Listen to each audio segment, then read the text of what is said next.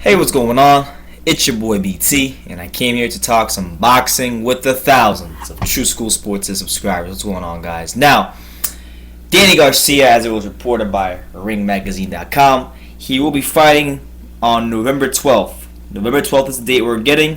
The fight will be PBC on Spike, and he'll be making his first defense of the 147-pound welterweight title. And this will be at Temple University in his hometown of Philly. So, while I don't like Danny Garcia, one thing I will give him a little credit for is bringing a fight back home to his hometown in Philly, because a lot of fighters have been saying they want to do that. He hasn't really done that too much in his career since he become a bigger name, so he's finally doing it. So shout out to him for doing that. But look, first I want to say this. Shout out to the Fat King, all right? The Fat King. Go subscribe to him. Diplomats978 is his channel name, but goes by the Fat King.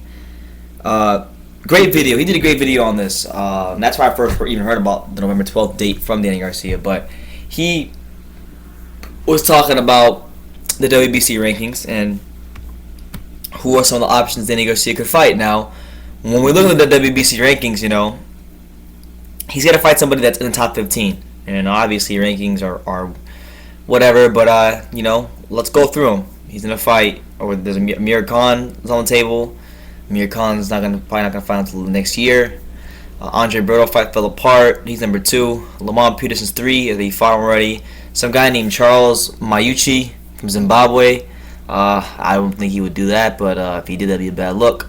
Sean Porter number 5. Too tough of a fight. Ray Robinson number 6. It's a possibility. He's a Philadelphia fighter, but we wouldn't expect that one. Konstantin Ponamara wants to really fight in the IBF rankings for the IBF title, so he's more of a guy you'd probably see Earl Spence fight, so he's probably not going to be. He's ranked number 7.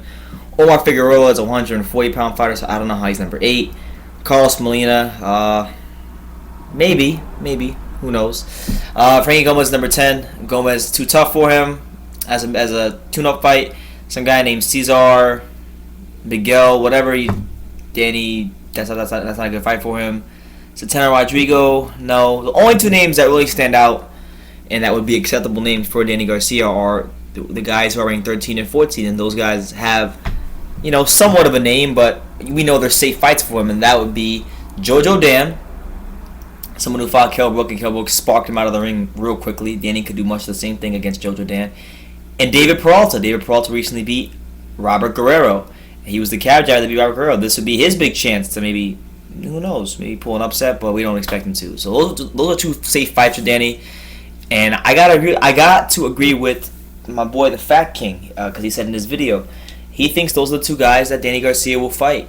One of those 2 guys, either Jojo Dan or David Peralta, and I gotta agree with him. Out of all these names, is he, or maybe even he fights Sammy Vasquez. Sammy Vasquez is coming off of a tough loss to Felix Diaz, so I wouldn't even rule out Sammy Vasquez. But those 3 guys, Jojo Dan, David Peralta, and Sammy Vasquez, all 3 of those guys, I can see Danny Garcia fighting, because those are guys that are all the very last 3 guys in the top 15, and he has to fight somebody in the top 15. So we'll see what happens, but that's the news. November 12th, Temple University, Philadelphia, Danny Garcia's first title defense.